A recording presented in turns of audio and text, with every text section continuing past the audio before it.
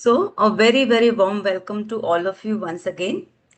And as most many of you who attended the earlier episodes of LifeSpace, you know that I started this space to with the idea of creating a bridge where there are so many people who are doing great work in the field of inner healing journey, mindfulness, spirituality, and the idea of creating this space was to bridge, us with them, whom we do not know.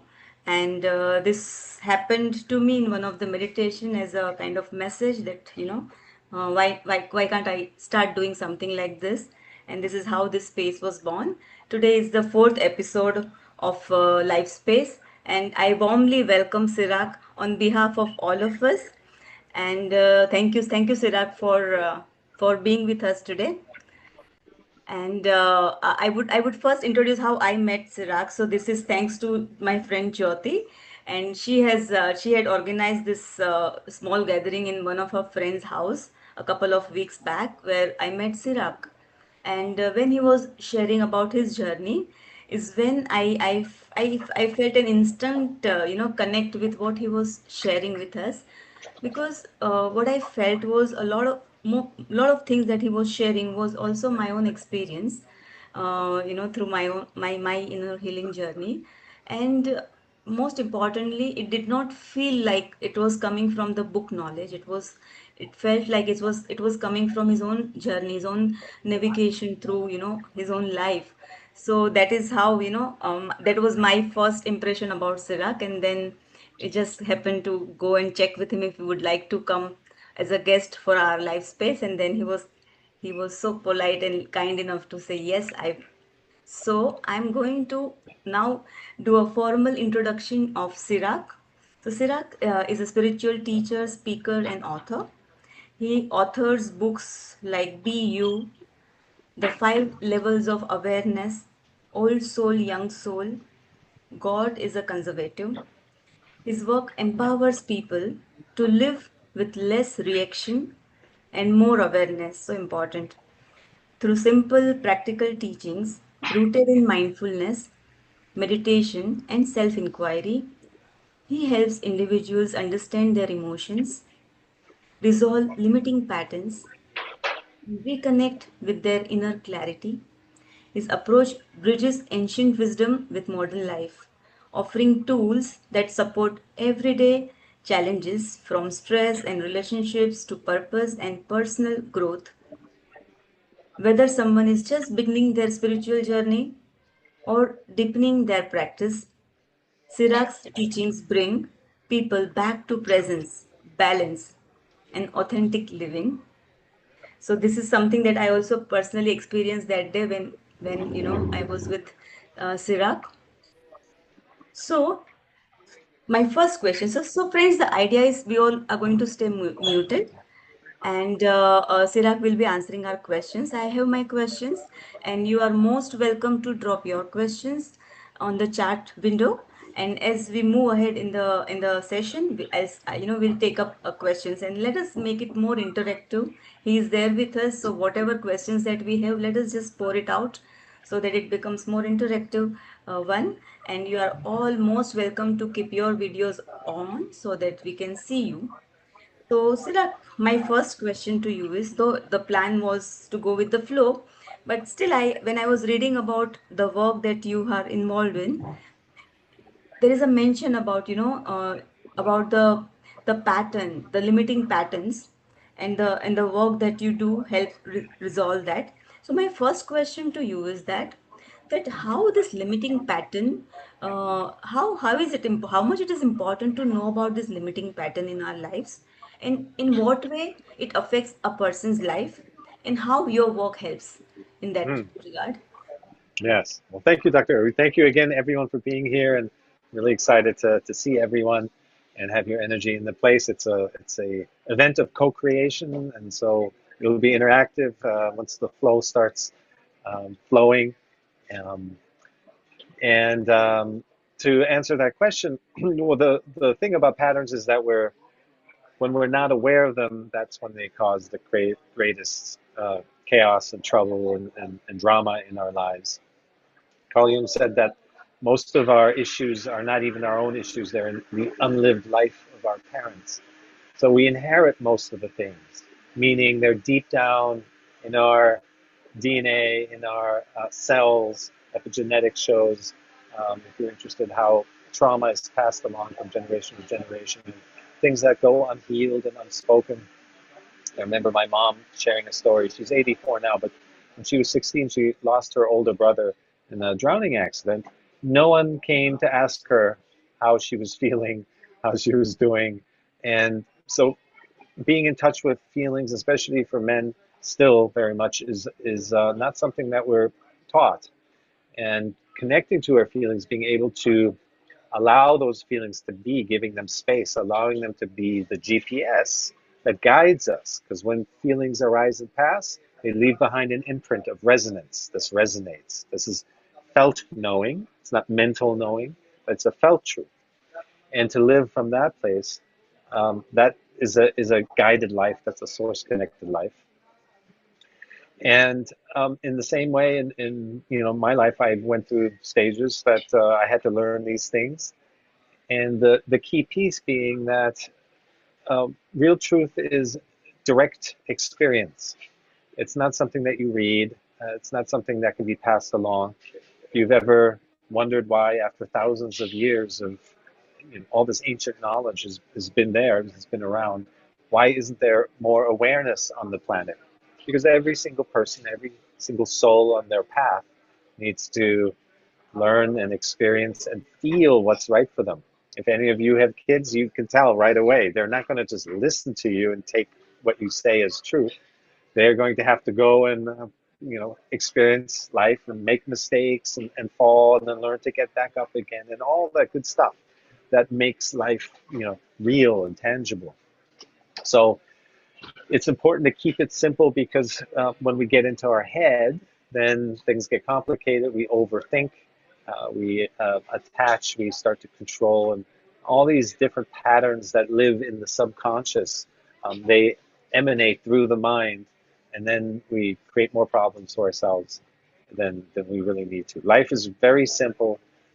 It just wants us to show up and respond to what's there and trust that whatever needs to be said, whatever needs to be taken action on, will reveal itself.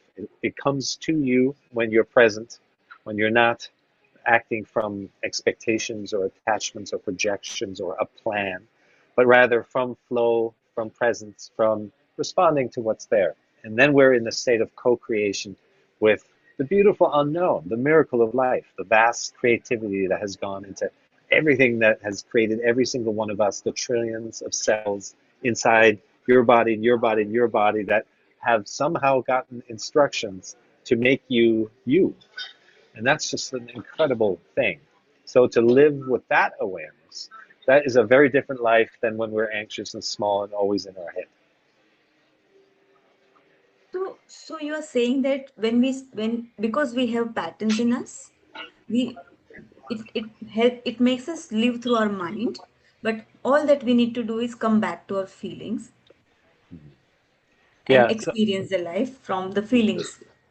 yeah.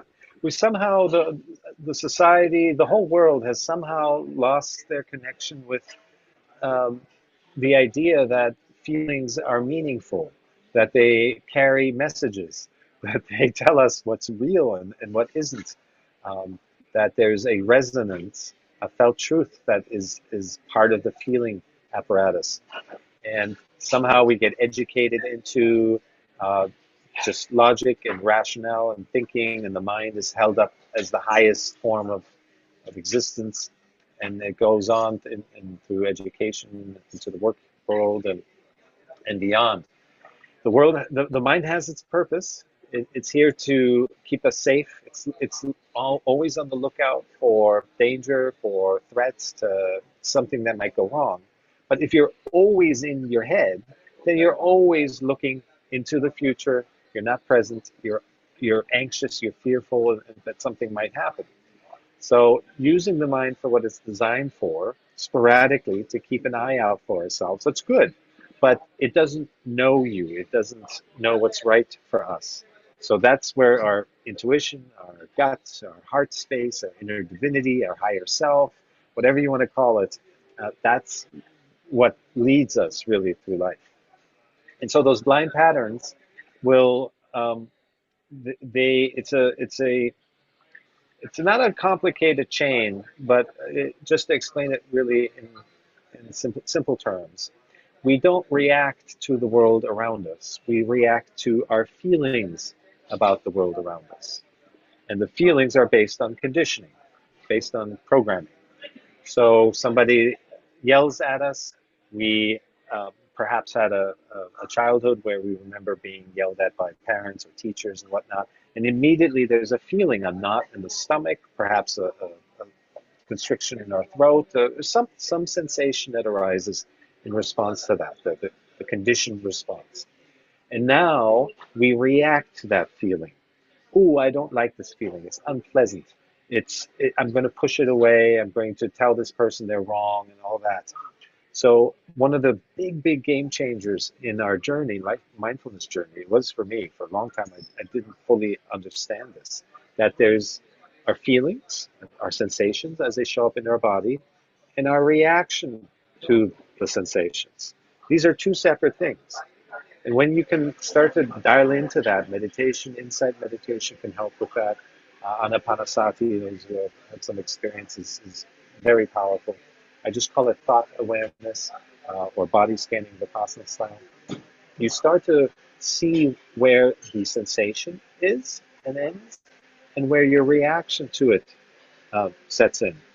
And then you see that the feeling itself is very manageable. They're wavelets, they're very small.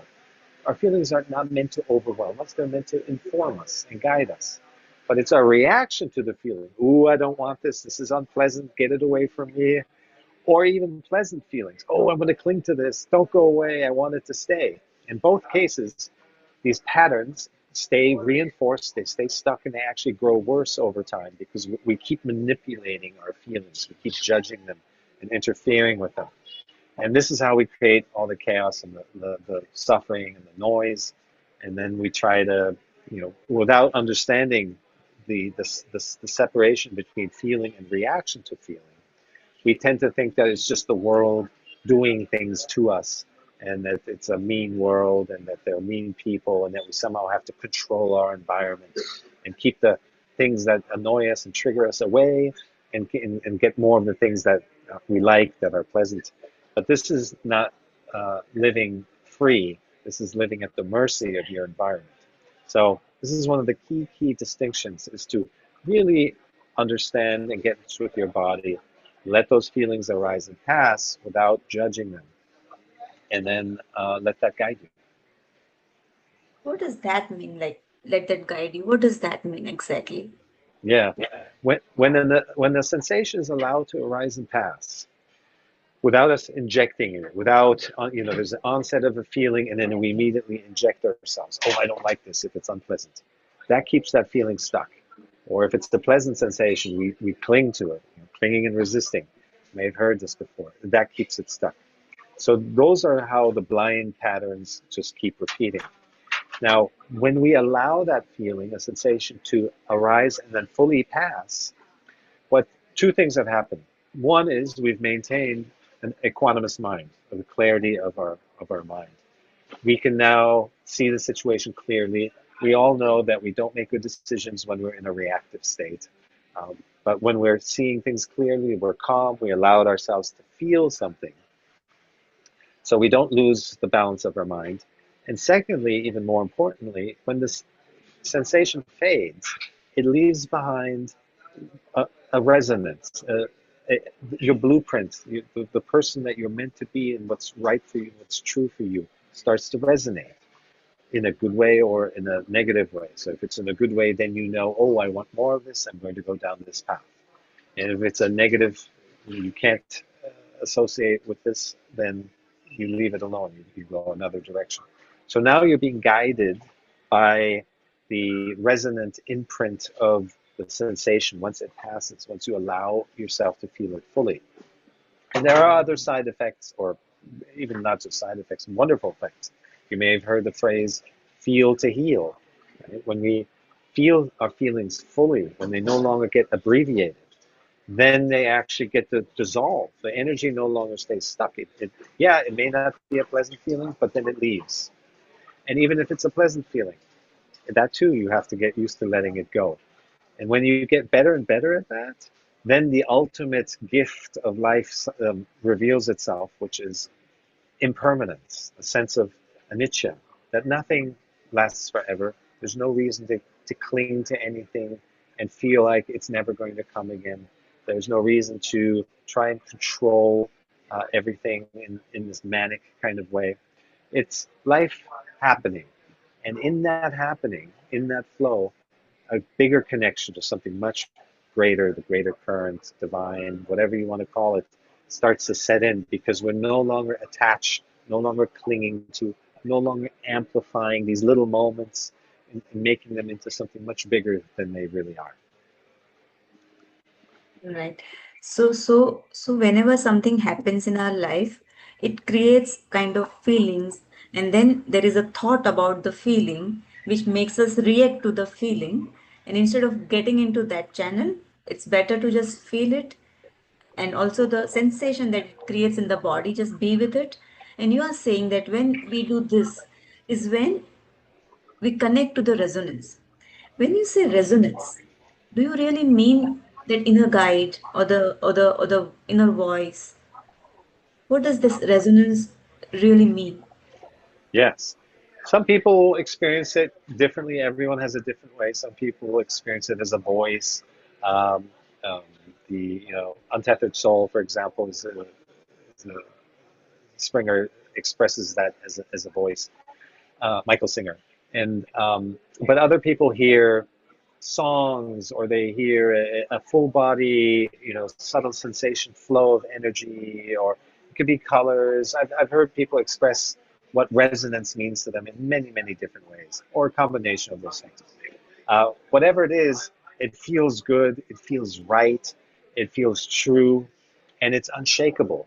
It's not something that's subject to somebody else coming along and telling you their opinion, and then you waver and you second guess and you doubt what you just felt. No, it's a rock solid feeling of this is my truth, and ultimately this is the truth that's instilled in us by God's love, and so ultimately it's consciousness. It's the one truth.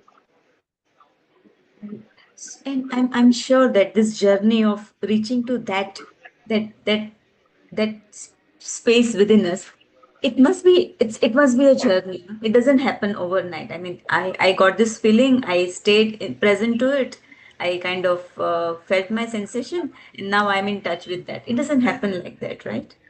Yeah, not at all. And part of this impermanence, this anicca that I just mentioned, is also recognizing your infinite nature. And with that, beginnings and endings start to fade. They no longer have a grip on you. The concept of your life and right now is that becomes much looser. And so then you can really truly understand that you've been on this journey for a very, very long time.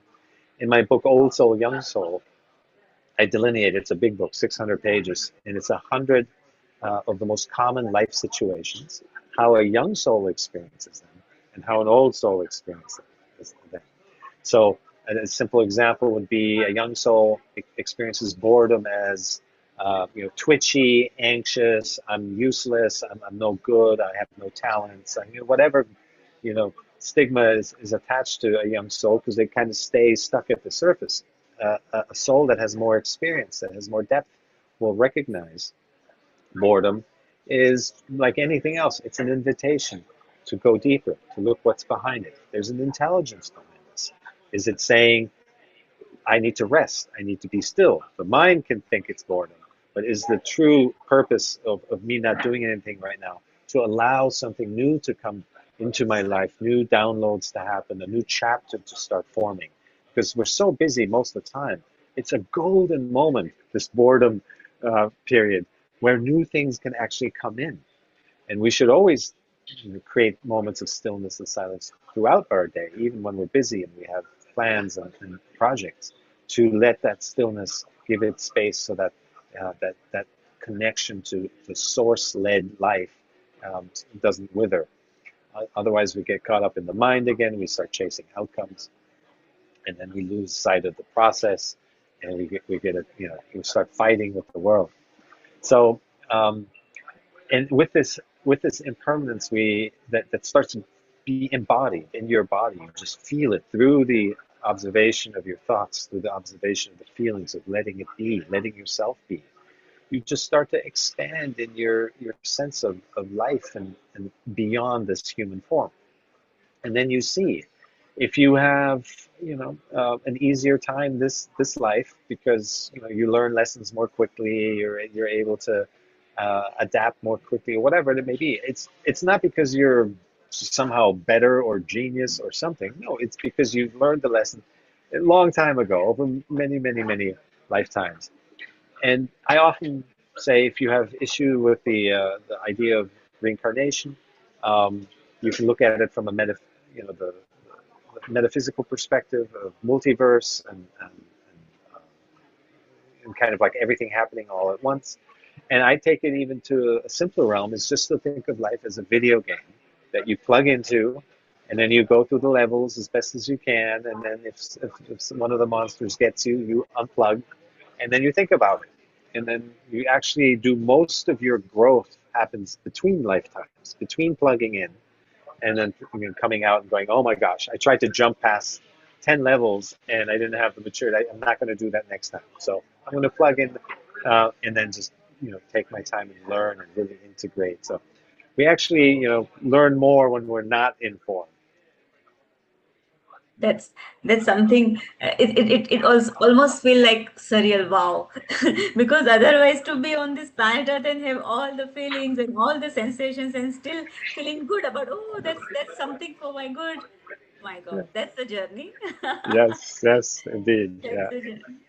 In fact, when I started reading your book, the five levels of awareness, and when I was going through the different levels of awareness, is this is something which was running in my mind, that the age of the soul, even the age of the soul experience awareness at different levels, and we will go into that. But for my next question for you, Sirak, is that in this book, when I was reading, at one point in time you mentions that when one stops resisting, one starts collaborating with circumstances. And so, my question to you is, like, what kind of challenging circumstances in your life demanded collaboration, and what action did you make to collaborate? And how Mm. did you come around doing what you are doing now? Mm. I don't think I did it freely or voluntarily. I don't think anyone does. Usually the pressure of being misaligned builds up, the pressure of basically just focusing on the external.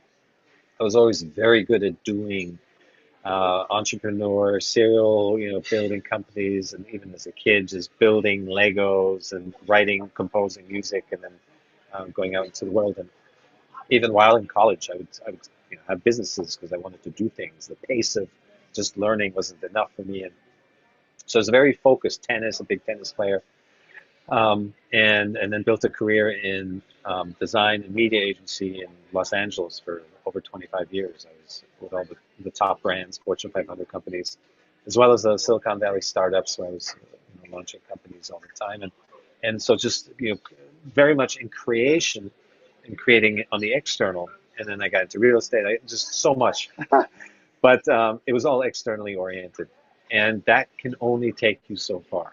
So even though at that level I was having a very successful and expansive and being apply all my creative ideas, there's a limit to what you can experience when you're focused on outside. And sooner or later, there's a pressure that builds up. Because as long as your orientation is towards outcomes, towards chasing your happiness, there a pressure builds up, and that's going to bubble out sooner or later. There's a midlife crisis is a term that everyone's heard of. Now it happens even sooner with a lot of people. Third life crisis I've heard, and even quarter life crisis. But generally, there comes a time when this obsession with uh, achievement, it runs it takes its toll. You deprive yourself of the only real source of love, the only real source of creativity. What you know is old, it's stale, it's already in the past. You have to have a relationship with the unknown, with the intangible, with the formless, and be the vessel through which that takes shape. Then you're at the in the most potent place. Then you're at the zenith of creation, of co-creation. That's when you're dancing with life. Everything else, when you're planning and controlling and mapping out a path and then pursuing it, and then getting upset when it happens differently, all of that is holding ourselves away from that connection to divine. And it's incredible how hard we try to keep ourselves separate from that too. It takes so much effort, constant scrolling our devices, constant rushing, to-do lists from next A to B to C to E.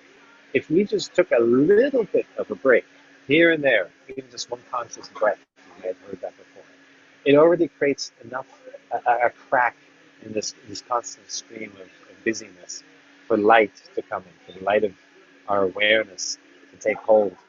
And so that's what happened to me. I was just living life, and I had my parents were immigrants. They went to the U.S. They were displaced from their countries, and so there was generational uh, challenges and trauma and scarcity and things like that I worked through. Um, and then and then there just came a time. This was a little over 10 years ago, where suddenly everything for me shifted. The meaning that I had uh, projected onto things, onto accomplishing things and doing things, it started to fade very quickly. And I had what you could call almost spontaneous awakening over the course of about 6 months. I went to the California desert for what I thought would just be a week or two, because I was having all these symptoms and like disorientation and fatigue and eating food, different cravings and sleeplessness. There was a point I didn't sleep for 6 weeks. In a normal state, this is not possible for any human. But I was in such an altered state of my whole being reconfiguring itself, like a full-on dark night in the soul. And so 6 months later, I came out of that. I came out of the house and started engaging with the world again. And then people naturally came to me, and um, during that whole time, I had two visitors. That's it. I was in total isolation. And when I came out, I didn't know how much I had changed. And and so the people around me wanted to just to ask, why are you so calm? Why, um, what did you do? And then it just grew from there. And then all I did was share my practice of sitting, nothing special on the sofa, doing anapanasati and vipassana. And back then I was still doing a few different techniques. I settled on that one later. And I came out with new eyes, and then I had to rebuild my life with with a new perspective, and that meant simplification. All the stuff I built up, it just didn't resonate any longer. I didn't want it. It was too heavy, and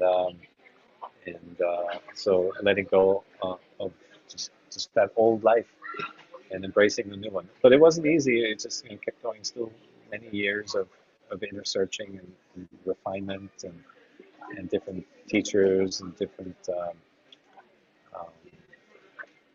just ongoing reflection until my own journaling specifically turned into a bigger message. So I wasn't just writing for myself anymore. It suddenly became clear. The universe had to nudge me many, many times. I never even read books, barely. I would cheat in high school, just say I read the chapter or something that I But your needed to voice is pass cracking. Can you just, yeah. the test. So it was a big stretch to think that I would be writing books and teaching. I did teach at UCLA for 10 years, design, thinking, user experience design, and creative classes. But this was very different. But life prepared me for this. It's just letting go of it, the me, the story of me. It's not easy for anyone. It's a dark place, but we come out. We come out of it. The dark place of unknown, probably. And it is Yeah, and that's what it is. And I joke about the bad news is you're in free fall. The good news is there's no more ground that you're going to hit. So it's kind of like you have to get used to not having the physical concepts of the world around you to latch onto for safety or meaning or belonging or a sense of self. That all dissolves, and you have to find a deeper connection to a higher connection, higher self, and live from that place. And that doesn't happen overnight. You're absolutely right. So the question is that, Sirak, you had established yourself. You were a successful person, and then something happened, and then you went into that 6 months break. Something was not somewhere. Probably the meaning was not happening to you. You were no more expanding in your inner space. The question is that most of us are busy doing things because we want to establish ourselves, because we want to survive. We have to look after our bread and butter. How do we really balance both the things? right. Like, doing is important in living this world to maintain ourselves, and then the inner journey is also important. So how do we one Yeah, balance both the things? absolutely. Um, when the time comes, when you have periods of, you know, uh, deepening or awakening, it is important to give it some space. It doesn't have to be 6 months, but it just to give it a little space. If you go back the next day, I see the signs in so many people in my own friends and family and circles as well, and they kind of don't give it the space that it needs. They numb themselves and go back to work the next day, and it just pushes it away. And so then a deeper consciousness can't really take hold. So there is a need to when you feel a bigger push to, maybe not go to the movies or to the party on the weekend, or just spend the weekend in silence. This is all you need to do if you honor that. You don't need to quit your job. You don't need to move to a deserted island or go meditate in the mountains. None of that is needed. It Enlightenment is not really the right word. It's realizing who you really are, learning to live from your awareness of who you are. So you can be aware of your thoughts, right? There's a thought. There's another thought. We can all be aware of our thoughts. So you're not your thoughts. And we just talked about noticing, observing, witnessing your feelings. So you're not your feelings either. What are you? You're the awareness of those things. That's who we truly are. And to learn and practice to live more and more from this awareness actually requires engaging with life, with the world, with people, with situations. It can only go so far sitting on the cushion and closing your eyes and sitting still. It doesn't really work. Yeah. You have to start moving and engaging, and then you get the triggers, the things that point to where you need to heal, where you need to observe what's there, release that stuck energy, and start cleaning, cleansing yourself, and then with greater awareness, bring that into your life. It will make you more successful. It will make you a better decision maker. You'll see things clearly. You'll see opportunities. You'll be more efficient, more productive than ever. When the mind is not full of noise, when it's not full of doubt, when it's not full of lack or low self worth, all of these things hinder us. They slow us down and they keep us stuck. But when you can release all of that, it's just stuck energy. All of it can be released. Then you start to become a real effective person in this world, and you get to enjoy it, the process of it. And then any outcomes are just a bonus. You don't cling to those, and you don't sacrifice now for something in the future. You learn to flow. You learn to, like we were saying, co-create, be there with what's happening right now, without fear, without doubt, without second guessing. And that's a highly productive life. I became way more productive the more aware I became. because you can then look at your thoughts, the stream of thoughts. So the only difference between a beginning meditator and a Zen master is not that the Zen master has no thoughts. They're still going to have thoughts, but they don't give them their attention. They don't give their power to their thoughts. They observe their thoughts and go, okay, this is a thought. It's negative. I'm going to let that one pass. Here's a thought about something useful and beneficial and uplifting. I'm going to give that thought my attention and let that become part of me, because what we give our attention to, we become.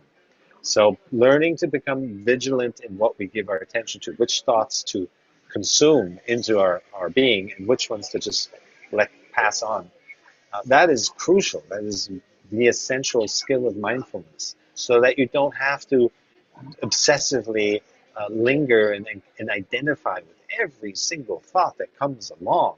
And most of them are negative, most of them are repetitive, but rather just to observe that stream of thinking.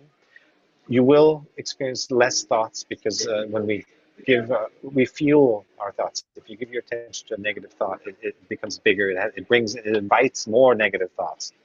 So we do get lighter in our thought stream with awareness, but thoughts will still come. And to learn to have a choice which thought to give your attention to, that's true freedom. That's no longer living at the mercy of whatever pops up in your head, and then you react to it, and it grips you. Um, that's not a good existence. Right. So then I have, like, as you share this with us, I have two questions. One is that you just shared that what we give our attention to is what we become, which means that what thought that we keep getting in our mind and what attention we give. So when we start being more present, being more aware about which thought I will give my attention to, you become that. Can you just give me some example of that? Like, what exactly does this mean? Like, what Yes. does it mean to us? Like, why Mm. do we do that? Well, why we do it is just conditioning. Everybody does it. Eckhart Tolle calls overthinking is a global disease. Everyone suffers from it. And because no one really knows it, because everyone's doing it, that there's just not enough awareness around it. You get some awareness by attending talks like this, but out there in life, through regular education, through regular media, and like, you never hear about uh, developing thought awareness. um, if you look at exactly what happens, say there's somebody who cuts you off in traffic, and you call them an idiot. I don't like to swear, so I can't say anything more more potent than that. Um, Long before you speak the word idiot, the energy has to be conjured up inside of your body. The speaking of it is just the end result, but you have to essentially become the idiot. You generate the energy of an idiot that you then direct at the person who cut you off. But so before you actually speak and say idiot, you become the idiot. You're doing it to yourself. And so everything that we speak is a reflection of our own energy.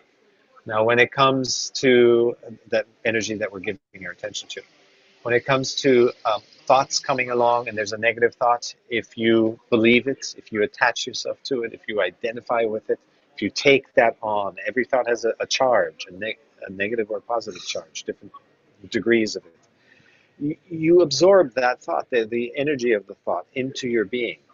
And now you have a negative charge thought, the energy from that in you. And that may just be a little tiny hit, but when we do it all day long, this continuous stream of thinking, then it accumulates. Are you giving your attention to a lot of negative thoughts? Then you start to feel very negative about life and what's possible, and the outlook shrinks, and you might get depressed. And it's just a result of the accumulation of your energy field of what you've been giving your attention to. So with awareness, with greater awareness, you actually have a say in this. With less awareness, we just kind of like think thoughts, we absorb, we entangle ourselves with every thought that comes along, And again, most of them are negative, and we just absorb all of this confusion. And then life looks confusing. Then life looks like it's a battle. But with greater awareness, we can leave the silly thoughts, the fearful thoughts, the controlling thoughts, the judgmental thoughts. We can leave those alone. They don't do you any good. They don't do anyone any good, the other person as well. And and start pulling out the thoughts that are uplifting, that are full of gratitude, that are full of inspiration, that are like a genuine, authentic energy to them, a higher vibration. Right. So,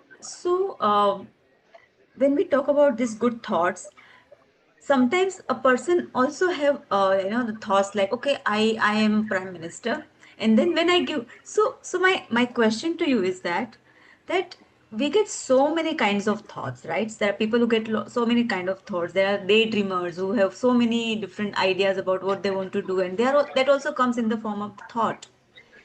Not every thought converts into the actuality, right? So when we say that pay attention to what where your attention is going to, what you give attention to, you will become that. It literally doesn't happen like that, but you just get the energy of that. Yes, yeah, it's a it's an energetic universe. Everything is it's a game of energy, and so imagine there's a full spectrum from the lowest vibration to the highest vibration. And where on the spectrum do we sit? It's based on what energy we give our attention to, that we consume, that we become our aura, our energetic field, and then we experience life a certain way from that side, from that perspective. So it's a form of manifestation. We're always manifesting uh, from our level of awareness. If there's not a lot of awareness there, and we have fear driving us, we have guilt driving us, we have these subconscious patterns of lack and people pleasing and jealousy and anger and control, all of this dark, low energies. If that's what's blindly motivating our actions, then the result, it will contain the seeds of motivation. And the result will not be a happy result. It will not be uplifting. It will contain those lower frequencies. So it's absolutely vital that through greater awareness that we start to sow seeds that are gracious, uh, that contain presence, that contain awareness, that contain clarity, that contain conscience, right? Your your real truth conscience. Um, the world will be a much better place when we get people into leadership positions that report to their conscience, that can no longer go against their conscience.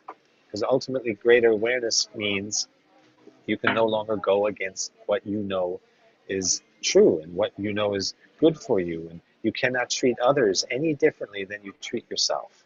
So the self-love that really comes as a result of self-awareness, you extend that to others then. And you have to. You cannot treat them any differently. So it's sometimes we get the accusation that we're being selfish when we're talking about meditating and mindfulness path and self-realization, and it was just self-centric. Well, you have to heal yourself first before you can heal others. You have to free yourself first before you can free others. It begins with the self, and when we have done the work, the inner work on ourselves, then we naturally open up and start to be of service. And that's the greatest contribution we can make to the world, to the physical dimension, is Correct.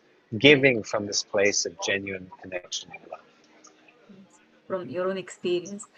So what we are understanding is when we start whatever we attention that we pay to, it generates the energy, and then the energy defines in which spectrum of energy that we are. And and if we are in the dense spectrum of energy, the experience of the life will be dense, dark, more stressful. But if we are in the lighter spectrum of energy, more joy, more positive perceptions, more open perceptions, more clarity, and this is how the experience of life shifts because our awareness has shifted, our experience of perception has shifted. So that is the importance of being aware about where we are putting our attention to in our own head, within our own head. Such a beautiful revelation, Siddharth. Thank you. And the another question that I had was something which our friend Shubham has asked. So when you were sharing about the experience of, the collaboration that happened for you in your life, and you were sharing about that, then you start experiencing symptoms, and when you start experiencing those symptoms, instead of instead of diverting yourself into party or movie or something like that, you just sit with yourself. What kind of symptoms are those? But how do we really know that we need to pay attention to that, and not divert ourselves? That is the first question. The second question that Shubham is asking is that how do we measure we are in the right direction? How do we be feeling day to day? That's the next question by Shubham. Yeah. So these are two questions for you. Yes, Shalom. Great questions. Okay, so the first one, I remember I didn't know what was happening to me at all, and I wasn't surrounded by any spiritual people who could have pointed out, "Oh yeah, that's what's happening. Dark night of the soul. You're experiencing new downloads, and your whole life is reconfiguring itself," and no one to tell me that. So I was in the dark literally for quite a while till um, I came across a blog, and it was titled "The Top 50 Symptoms of Spiritual Awakening," and I had 48 of them. I mean, everything you can imagine, just crazy symptoms, from sleeplessness to changing patterns and everything, and tastes and nausea and dizziness. I couldn't go outside the house anymore. I didn't trust myself because my orientation was so off that I couldn't trust myself to drive. Um, the when I finally I found myself driving on the wrong side of the road, and that's when I said I'm staying in till this passes, because I couldn't leave the house anymore because of the disorientation. And um, it can be hot flashes. It could just be anything you can imagine: ringing ears, teary, ducts, and all kinds of things. And I had it all full blown. Now you're absolutely right. The next person would probably run to either the doctor or the psychiatrist, and put themselves on meds because they were losing their mind. This is probably where the old soulness comes in. That something in me was saying, ride this out, see a little longer. It's not, uh, and there could be a message there. There could be something deeper that could be happening. And is it okay to go to the doctor and make sure that it's not just a purely physical thing? First of all, I don't think there is anything that's just purely physical. It's all spiritual at its root. But okay, so go. That's fine. It could be maybe you need a appendectomy. But the danger with that is that you walk into an environment that the gods in white coats. And my dad was a doctor, so I'm okay. I feel okay saying this. They will put their meaning and their view, and especially Western medicine perspective, onto you, and kind of force you. And a lot of times you know, we don't even have a choice. It's like that's the doctor we get through our insurance, and so that we can um, get time off from work, or that's the therapist we have to take on, even though it might not be the best fit. Um, so it's not easy. It's not an easy path, but see if you can rule out. You should do this anyway, even if you go to a doctor and they say one thing, get a second opinion, a third opinion, a fourth opinion.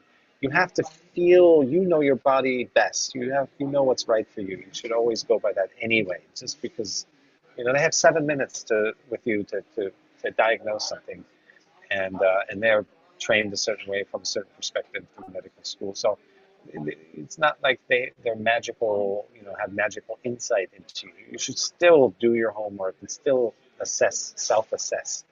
What has changed in my patterns and recently? Am I eating different things? Are my habits different? Am I in different environments where maybe there might be toxins or something? You can look at your life and say, oh, why should there be a sudden uh, illness or sudden symptoms? And then kind of be a detective around that. You're responsible for your own health the most. Don't just take a pill and think that it's going to go away. It only pushes things down for temporarily. Um, excuse me. So, so do your best to, if you get opinions, just look at them as opinions from doctors or medical practitioners.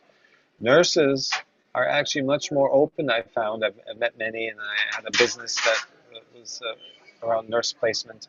So I got to know many of them, and they have more intuition. They have more practical application of like don't just prescribe some tablets right away and numb out, um, but just feel into it. The second piece is a interesting question, and it's a common one about how do you know you're on track, um, and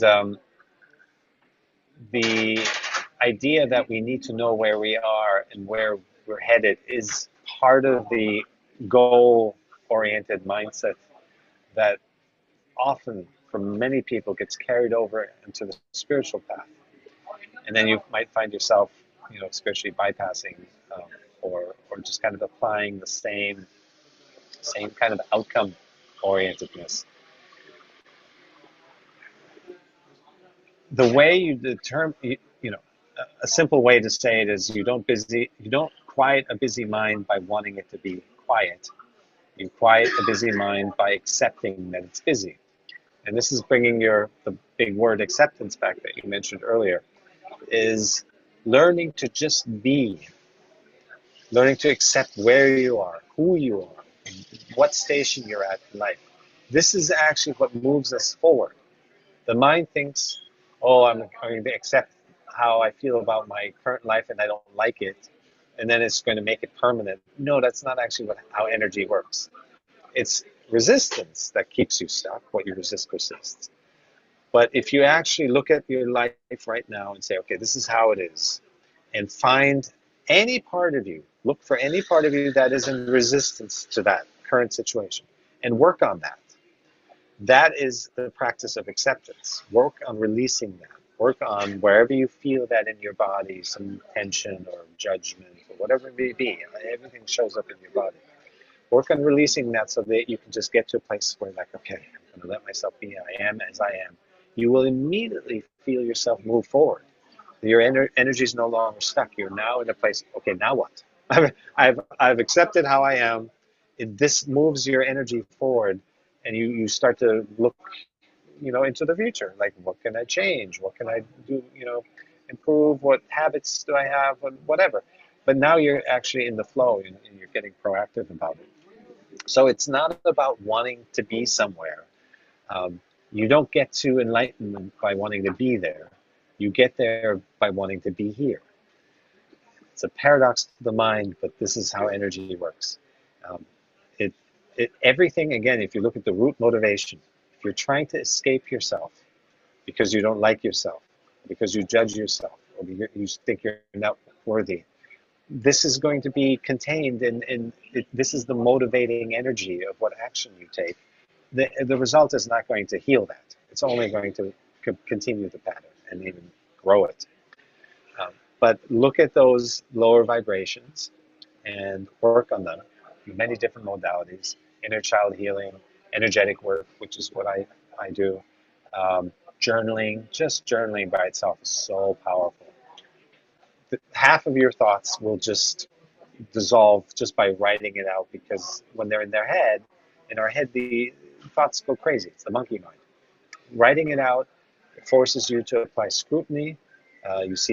Forces you to apply boundaries and clarity, and especially as a writer, you um, you learn to it's taking the trash out, mental trash. by either writing it out or speaking it out with a good friend that's a good listener. And this is what heals. All the other stuff, meditate, medications and all that stuff. It's only to numb um, temporarily. And if you do that, that's okay too, because the pressure will build up eventually to force you to catapult you out of that and seek out more holistic means, come to maybe a group like this. It's all part of the design of life. It has your utmost well-being at heart. So even if you are misaligned, if you distract, if you're focused on the outcome, um, it will create the energy within you that will bring you back on track. Yes, you have to suffer to grow, to deepen. It's just how it is. Growth is uncomfortable by nature, by definition. But if I ask anyone here, would you give your life back? Even though it hasn't happened according to plan, even though there's been suffering and often great, great suffering, the answer is unanimously, no one's ever said they want to start over. It's because you know yourself better now. Your wisdom is tied to your struggles. Your depth is tied to the challenges. The person you are today is because of the dark times you've endured. So it's just the design of life. So yes, to your questions, we kind of naturally don't want discomfort. It's okay. We shouldn't want discomfort. That's not healthy either. But our tendency is to avoid these things more than we really need to, because they're good for us. So there was a time, a little anecdote, early on, I thought, okay, I'm going to really take this principle of exposing myself to challenging situations so I can really accelerate. Total outcome driven, right, mindset. And so I went to a music concert at Coachella, 50, 100,000 people, and I stood right in the middle of the crowd. And all these different people that can trigger you in every possible way, your judgment and need for them to be different, and you want them to be like you. All of this came bubbling up. But then I realized I don't need to do this because life will bring challenges to your front When you doorstep are anyway. ready, in the right time. Yes, exactly. And the timing will be much more precise. Right.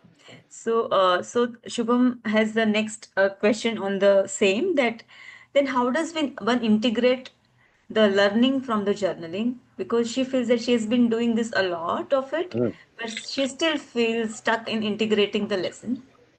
Like, very how good does question. this journaling? Yes. Yes, I did that too for a long time. I was journaling, and it just didn't do much for me. Yeah, I'm releasing, thoughts and judgment from the day a little bit, but I still didn't feel like, oh, this was it. Until somebody pointed out an important distinction. The writing shouldn't be between the head and the words, because then you're continuing the mental connection, the mental trail. The connection needs to be between the words and how they make you feel. So bring your awareness as you're writing to the body. Somewhere there's going to sensations are going to show up from feeling triggered, from describing an unpleasant situation. Somebody hurt you, or if you wound up in a shouting match with a family member, whatever it may be. Describe it, not to analyze it. That's a mental thing. Describe it as you're journaling, to feel it, to to locate it, to see where it shows up in your body.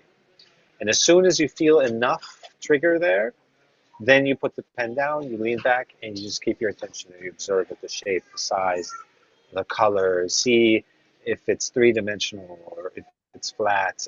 Some people say, some practitioners say, give it a name and say, this is jealousy, what jealousy feels like. This is what control feels like. This is what fear feels like. This is what loneliness feels like. Whatever it is, the point is to stay with the sensation in a neutral, unbiased way.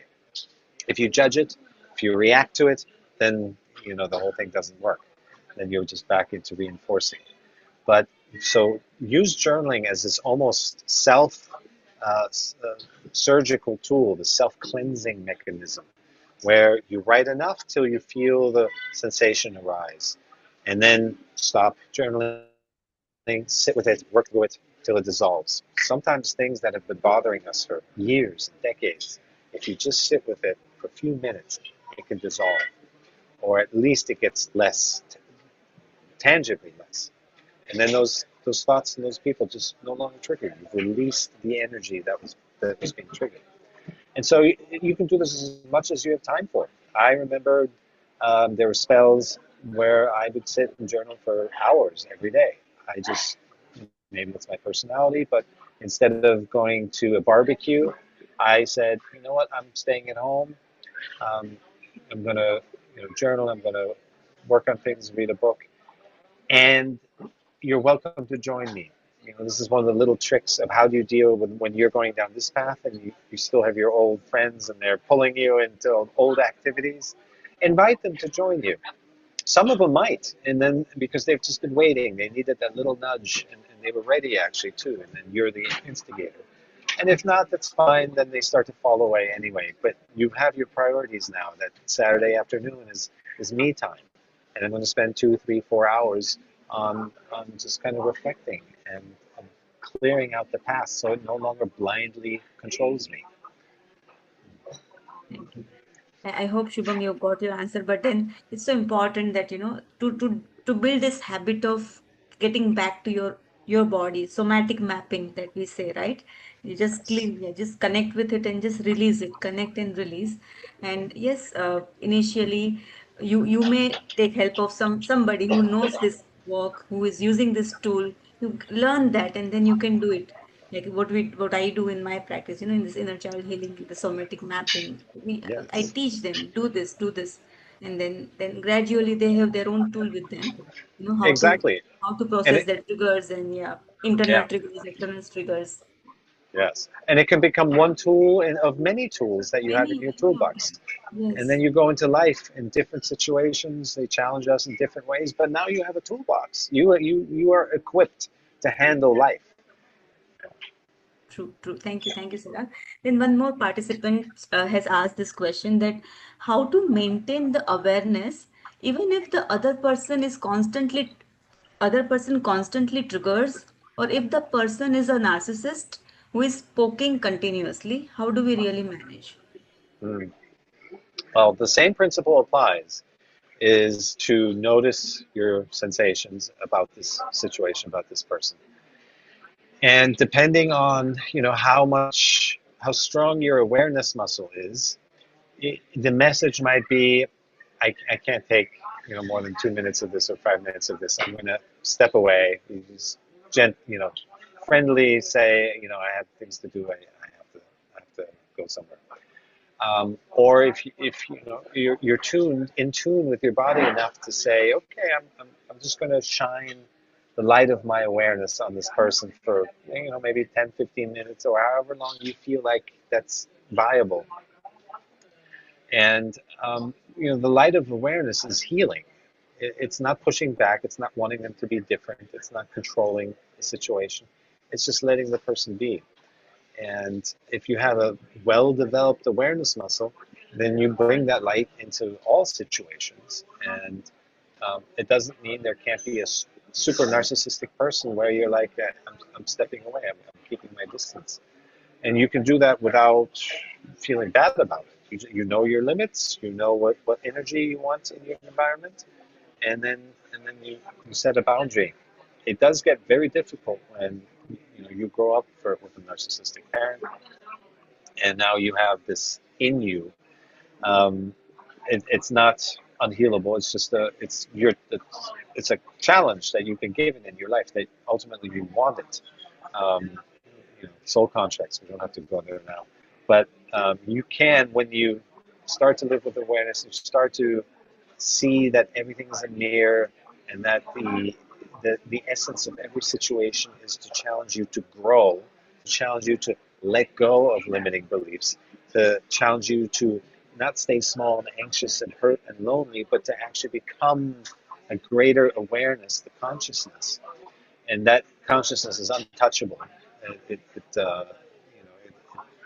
It would not be bothered by these things. But of course, it's not a on-off switch. We don't just become completely conscious. It's a journey. And so along that journey, we do our best. We assess each situation.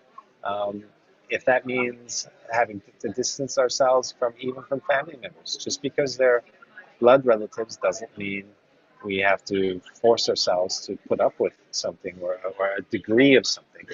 You can find ways to step away or minimize that. I didn't go home for many years when I was working on myself because I didn't feel like it was the right time. You know, the Ram Dass saying, if you think you're enlightened, go home for Thanksgiving. And the family will trigger you down to the roots. And because that's where the connection started at the very beginning. So I knew that I wasn't ready to confront that yet. I needed to go to the awareness muscle gym. And then when I returned home, it was just I had like the best family. I couldn't believe it. I didn't understand at first what had changed. But what had changed is I had changed in my handling of them, of my coming out of resistance to them, in the wanting them to be somebody else, wanting my parents to be the perfect parents, wanting them to be, what I imagined they should be, and siblings and relatives and so forth. When you come out of that, you diffuse this locking of horns that happens in the constant triggering and re-triggering of each other. It just takes one family member to do the work, the inner work, and then it can heal the whole bunch. And you shouldn't expect it, but you can take care of your part of the equation, which is to pull back the resisting energy. So Right. So what we understand is that yes, it is important to first maintain that safe boundary for yourself. And if it feels too much, because to develop that awareness, if it is constantly coming on you where you can't even maintain that, it's better to distance yourself for some time, work on yourself, not get into the victimhood cycle or blame mode, but just to take a break to work on yourself. Probably then you can decide whether you want to go back or you just want to, but then you've learned your trigger, you processing your triggers because yes. you invited that in the first place. And you should absolutely, you have to put yourself first. I remember I had a client, a long-term client, and it was very financially very important for me to maintain that client. And the person I was reporting to was replaced by just a pure narcissist. And 2 weeks later, I said, I'm done. I'm not going to expose myself to this. And I would look around the room and look around at everyone else. They were just getting beat up, but they didn't have whatever it takes to say, stop. I'm not going to put up with this. Either report, or leave. And it's too important. It takes 2 or 3 times as much time that you live in a toxic environment to recover from it. You lose so much time down the road. The times that I've dealt with a toxic environment, to when I then finally stepped out of it, it took a long, long time to recover. So it's not worth it. You again trust a deeper intelligence that is guiding you. That job that I lost then pushed me ultimately to become a teacher full time, and everything has its purpose. So sometimes we see it sooner, sometimes we see it later, or maybe never. But you can trust there's much higher intelligence at play here. Right, right. Cirak, and I guess we've already crossed the time, but friends, if you guys are okay, we can extend for some more time if Cirak is okay about Yes, if yes. your battery is allowing us. And I if can friends, go if all it's night. okay for all of you, then we can just go on for some more time because we do have some questions coming in. So I don't see a yes or whatever. So because you have put your cameras off, but then I consider this as a yes. All right, Shubham, thank you. All right. So another question is, but we continue to live with our family. How can we strengthen our awareness muscle, living with them, being in the situation? What Aarti is asking us that they keep continuously triggering us. That how do we really strengthen the muscle by getting affected by that? Yeah. Yeah. So for most of us, the bio family is not our soul family. Having a soul family, finding individuals, might be in this group even, is very important. Again, not to get so hung up on, I need to be perfect friends and harmony with my bio family. They're actually, for most people, here to trigger us, to grow us and to challenge us. So on one hand, it's important to have the soul family, even just one person that you can communicate with at this level, that you can feel seen and heard with, that don't want you to be different, that is your safe space. And then approach the family, the bio family, from a place of, okay, what can I, um, what can I, with greater awareness, I can start to see what different purpose, life purpose each individual has. Um, with greater awareness, you can start to recognize the experience they're seeking to have. So if your father is, feels imposing, the the less aware the younger self might have, pushed back and, don't put your words on me. But with greater awareness, you can now see, they're looking to express their own oppression when they were growing up and that they got from their parents. That's one of the most common patterns. You have enough perspective and enough space to hold space for them and just let them say what they need to say without taking it personally.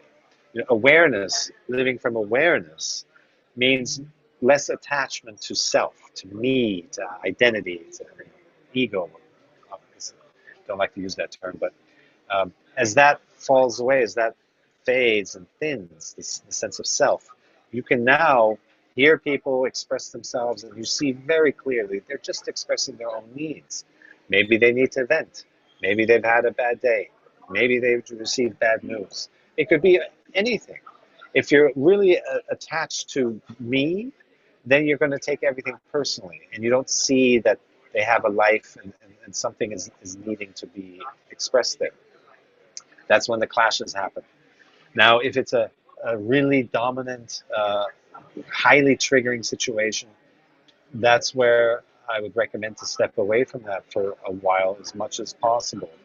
Start practicing body awareness, sensation awareness with small weights. Don't try to go into a room with a big gorilla, a 300-pound gorilla, and take that on where you just go into full-blown reactive state and everything's over and you just have to ride it out.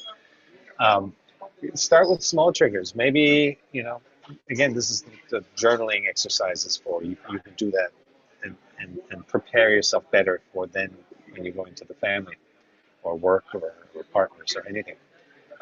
But maybe you have some family members who don't trigger you as much.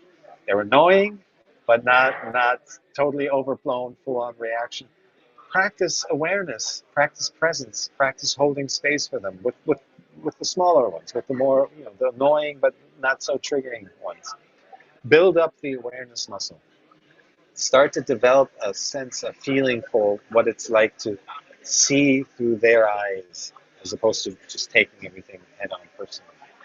And then let it grow from there. And then you just become better and better at that. It's just practice. It's basically your nervous system has been wired a certain way, growing up the way we grow up, educated the way we're educated, media having the influence it has. And we're wired to react, to judge, to control, to want something that's already happened to be different, which is completely irrational if you think about it. It's already happened. It's never going to change from your resistance to it. And so, but that's how the silly mind operates. So practice with little triggers, somebody that you can just deal with, you know, it's not so hard to deal with, and then grow from there. Um, be totally okay. That most of the growth will come when you can be okay with the blow up. When you can accept, oh, I lost my cool, I got reactive again. Oh, we had a great experience with my parent, and then the next day we had a big argument. When you can accept that, what as it happened, what happened, and not linger on it, and not say, oh, I should be better, or they should be better, or whatever.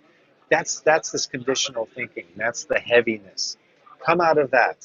It's training wheels, these situations, and sometimes you're going to fall off the bike, and as soon as you get back on the bike and no longer linger on why you fell why you couldn't be better, then you'll learn to ride that bike and stay in balance and stay equanimous sooner.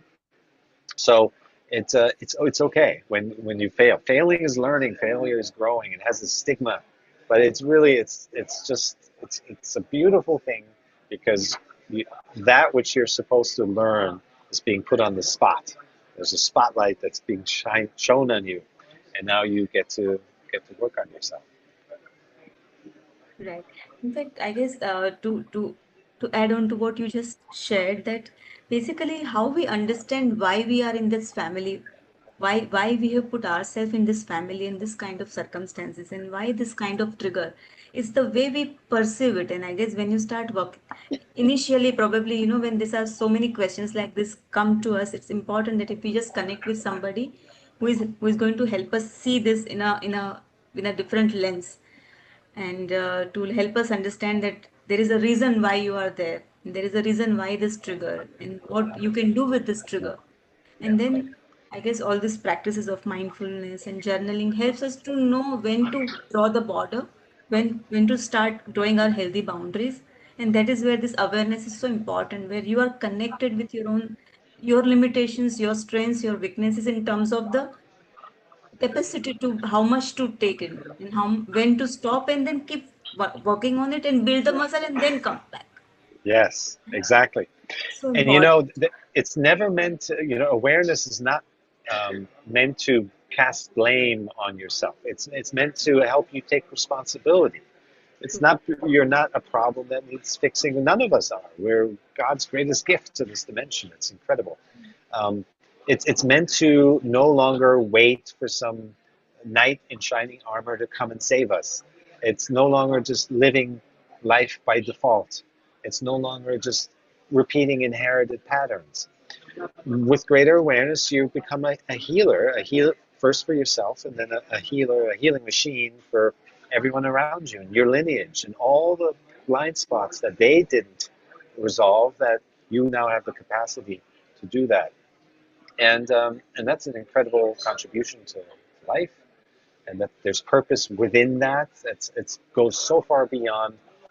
If you take that person, that healing, that aware healing person into the workplace, you're changing lives. Yeah, you're working on projects, but the energy that you bring is impacting the people, and that they will take that home to their families, and it'll be in the product, contained in the product. You can feel the energy that's behind, a song or art, or a service or product or company. You can feel that it comes out in the product, and everyone will benefit when there's higher vibrations that are coming together to create something. It's contagious. It's Yeah, yeah, I love contagious. that. Contagious. Yes, yes. So the question that Aarti has is that how do we really know which is our soul family? How do we recognize that? Oh, that's a great question. I mean, my initial download read to say you just recognize, you just know. It's instant knowing. Like how I Uh, came to know when we met you, when I yeah, met. yeah, exactly, exactly. There's an energetic match, um, and it's beyond the mind. So I would say most of the time it reveals itself instantly. I think it can be. Um, People have their guard up. People are reserved sometimes. If you're in a work environment, people are wearing masks, and not really their genuine self. So sometimes it takes a little while for them to see you and relax and open up to you. So that's possible. Um, but the most important sign is that you can be who you are, that you do not feel judged by the other person for any part of you. That's how you know they're a soulmate. That's how you know they have that level of awareness, that non-judgmental awareness that they've cultivated for themselves first. And now in your presence, they see you in that same non-judgmental light, and they can just let you be. And it's an incredible relief. And just even saying it, you can hear, just to let yourself be, and to let them be, and to be felt that you can just be who you are, it immediately relaxes you and it expands you, and it's a beautiful, warm feeling. So when you get that around somebody else, then you know they're one of us. Right. In fact, initially, attending some retreats where this kind of work is happening, where, all of us are working on our own triggers or our own issues, and then we know the importance of not being in the judgmental space, keeping space for each other. And then this is how the soul family it starts to build up, right? We call it Sangha, like Buddha would call it Sangha, where all of us are working on our own selves and then we meet on to do meditation together, to do this kind of work together.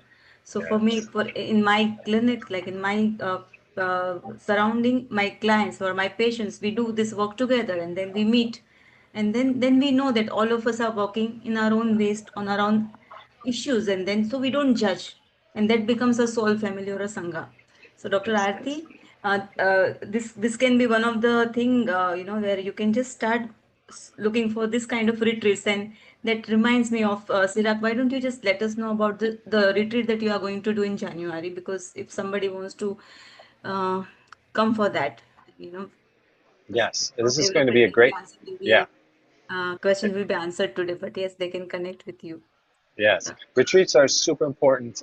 I was a retreat junkie once. I went to every retreat as much as I could because the exposure to finding people or on the path, and then different teachings. And you don't have to accept just one teaching as everything. There are many different ways to look at it, and that may change over time. So this is a 5-day retreat at Pyramid Valley International, just south of Bangalore.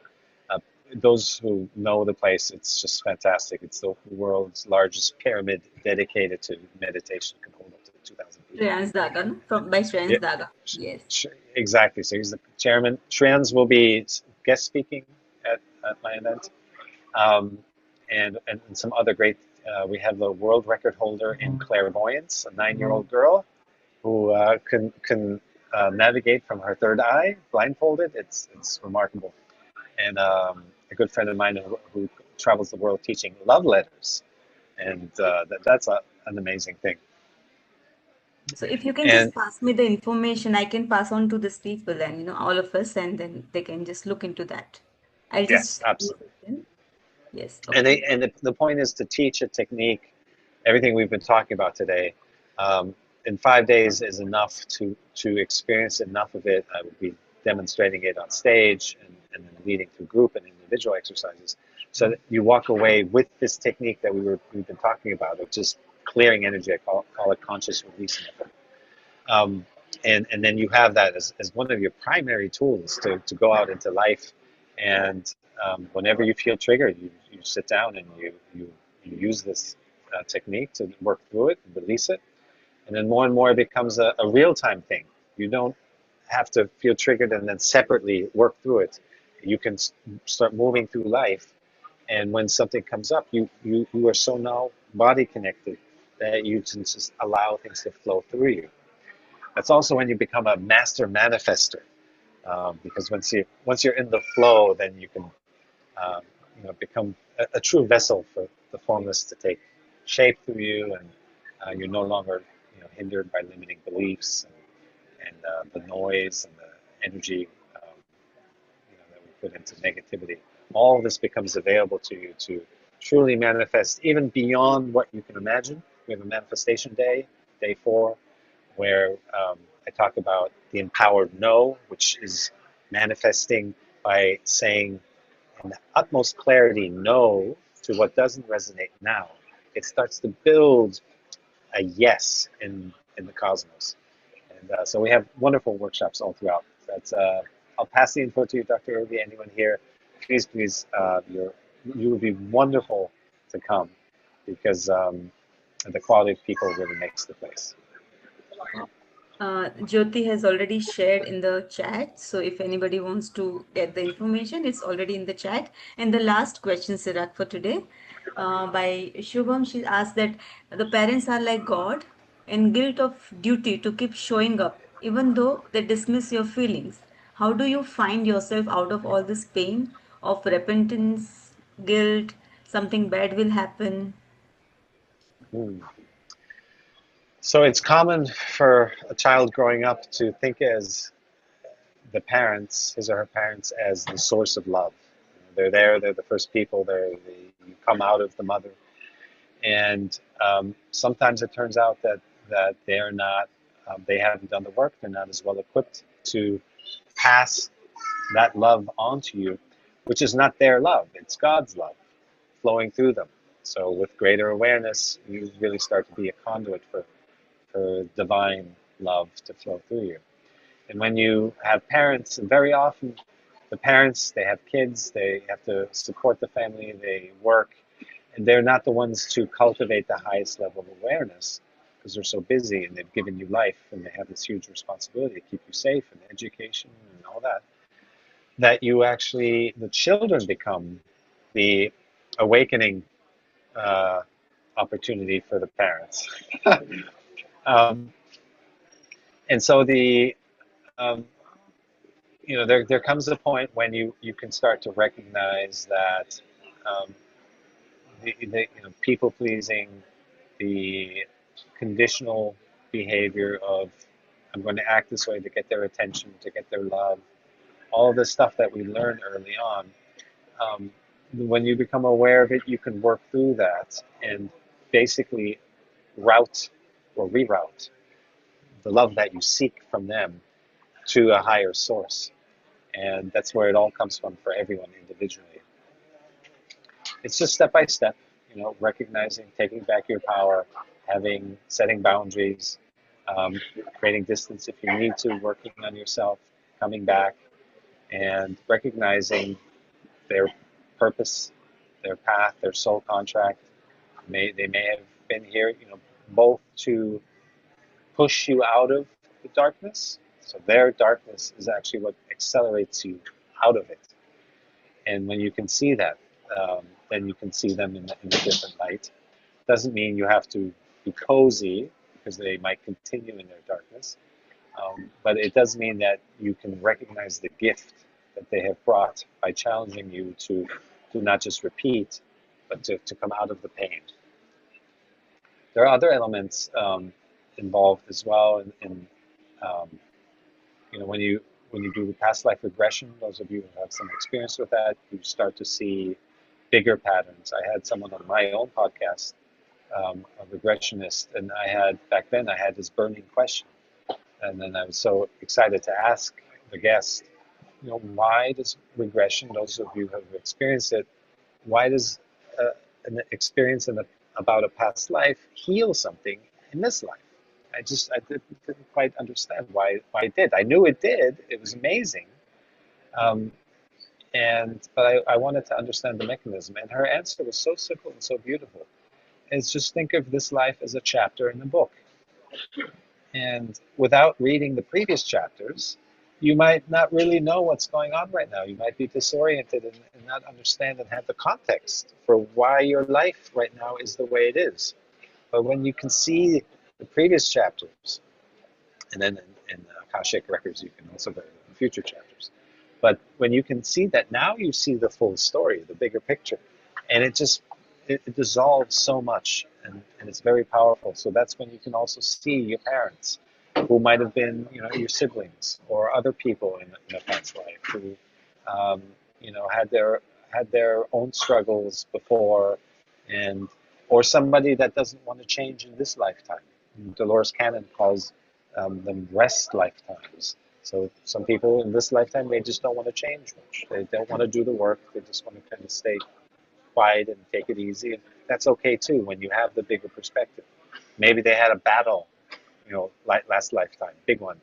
And this one is just, take it easy. And so now you can start to treat them differently. You don't need them to change. You don't need them to be the perfect parent. You don't need them to love you a specific way because you've found through inner work ways to love yourself. Ultimately, you provide your own love best because you know yourself best. And then you realize also that that's not your love. You don't own it. You're pulling it from somewhere. Um, so parents are our best teachers. And so are the children for parents. Yes. Yes. Vice Exactly. versa. Exactly. Yeah. Wow. Shubham, hope you got your answer. And wow, that's lovely. I guess what I have come to understand from the work that we've been doing about this knowing or taking up our journey of understanding our triggers or working on them is we start getting more and more close to our own authentic self which guides us, and we start to become more and more accepting, not in the way that we understand acceptance, but we just become that less judgmental about others, and we respect if somebody has to change. If that is written in their journey, they will change. If they don't want to, we respect that as well, because we are no more getting triggered, so it doesn't really affect us. But at the same time, we provide that space for them to grow, to be, and that really is such a beautiful space to be in co-creating life for ourselves and others. And this mindfulness practices and all this that you spoke about connecting, that's such a beautiful tool that we have to master uh, our life, our challenges, and do what we are supposed to be doing on this planet Earth. The school is for the soul. So Yes. thank you, Cirak, so much for being with us. And from the question list that I had for you, is just two questions have got answered. So I'm going to come and but when I was talking to all of us, I just had this thought that probably we can continue this kind of conversation. If I will be checking with all of them, and if of course if you have time, we can create our own sangha, we can create our own soul families where we can gather on timely basis, and we can just ask questions and share our experiences, and probably that would be a beautiful place to be. Yeah. Oh, So, I and love of that. course, I love that. Yes, please. Let's make it a party. Our kind sure. of party. Wow, wonderful. So I will Yes. definitely connect with all of them, and then if that is the case, I'll connect back with you as well. And friends, from all of us, on behalf of all of us, I thank Sirak for being there with us today to answer our questions, to share his journey and the wisdom that he has earned in his own challenges of life, and things like that. And if you all don't mind, how about taking a beautiful photograph? So if you can just switch on your videos and just pass on a lot of love to Sirak, then we can just have a photo of that. So I'll just put everybody on gallery mode so that we can have all of us. Friends, if we can all put on our videos, if it's okay for us. And I see so many beautiful hearts. I don't know Yeah, how to make beautiful that heart hearts. Yes, effect. all the hearts coming, popping out, and then I'll Yes. take a photograph. So once you guys do that, I'll just do that. Click for us. 1 minute. Yes. So Oh, yes. Oh, yes. I think I've taken it. 1 minute. Okay. Yes. Friends, no heart, heart, heart, heart. Can we have hearts on? Yes. Thank Yes. you. Thank you so much. Oh. Lovely. Lovely, lovely. Thank you. Thank you, all of you guys. And we stay in touch. And I will pass on the link to all of us. If we want to join Sirak in January end, we can join him. And again, Sirak, thank you so much. It was a pleasure having you with us. And thank you all of you for being together today, tonight. And we'll catch up again. And yeah, that's about it. Good night. Thank Bye. you. Thank you, everyone. Thank My you. pleasure. Bye, See bye, you. bye, bye. Thank you, Dr. Obi. Thank you Bye so much. bye.